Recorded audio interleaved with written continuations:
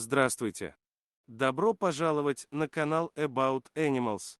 Возможно ли дружба между гепардом и человеком? Об этом вы узнаете из нашей сегодняшней истории. Сотрудница зоопарка Ольга долго выхаживала заболевшего гепарда, и за это время девушка успела сильно привязаться к зверю. К сожалению, через какое-то время животное увезли в цирк. Ольга надеялась, что когда-нибудь она снова встретится со своим четвероногим любимцем, и через 4 года случилось то, чего никто не мог ожидать. А началось все так: в зоопарк небольшого городка привезли гепарда. Сотрудникам показалось странным, что зверь, попав в новое помещение, не обошел его, а сразу же улегся. И когда утром животное отказалось вставать, а еда в миске так и осталась нетронутой, люди поспешили вызвать ветеринара. Врач, услышав тяжелое дыхание зверя, сказал, что тот, возможно, простудился во время перевозки и подхватил воспаление легких. Гепарду срочно нужно было дать лекарство, но сделать это было непросто: зверь не притрагивался ни к пище, ни к воде. Люкс, так назвали гепарда, сильно похудел, шерсть его стала тусклой, а глаза покраснели.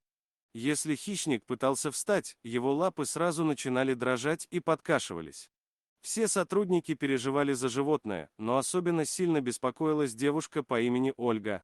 Понимая, что зверь может умереть, она высказала мнение о том, что его, возможно, стоит покормить с руки. Работники зоопарка не одобрили эту идею: риск был слишком велик. Все-таки Люкс – дикий зверь, и его поведение предсказать невозможно. Тогда Ольга решила взять дело в свои руки. Втайне от всех она открыла дверь клетки и вошла внутрь. Люкс даже не повернул голову в ее сторону. Когда девушка взяла кусочек мяса и поднесла его к гепарду, тот слегка оскалился. Таким образом он словно просил оставить его в покое. Тогда Ольга обмакнула мясо в воду, а затем снова предложила его гепарду. Люкс начал слизывать воду и незаметно для самого себя проглотил и мясо. После этого он протяжно вздохнул и отвернулся, но на тот момент радости Ольги уже не было предела. Она вышла из клетки и побежала к врачу за лекарством. Девушка уже знала, как нужно действовать дальше. Ольга начала добавлять лекарство в мясо, смоченное в воде. От такой еды гепард не отказывался. Вскоре лекарство начало действовать, а Люкс приходить в себя.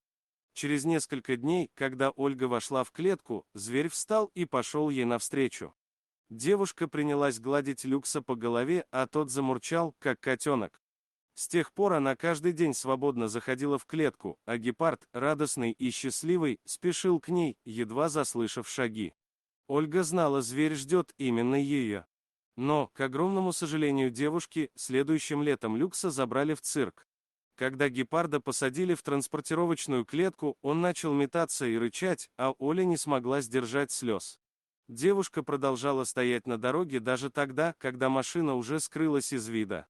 Через 4 года в зоопарк на киносъемку привезли цирковых зверей. Ольга случайно услышала, что вместе с остальными животными приехал гепард, ослепший 2 года назад после тяжелой болезни. Сердце девушки забилось чаще: неужели это Люкс? Хищник находился в отдельном помещении, и Ольга поспешила туда вслед за одной из сотрудниц цирка.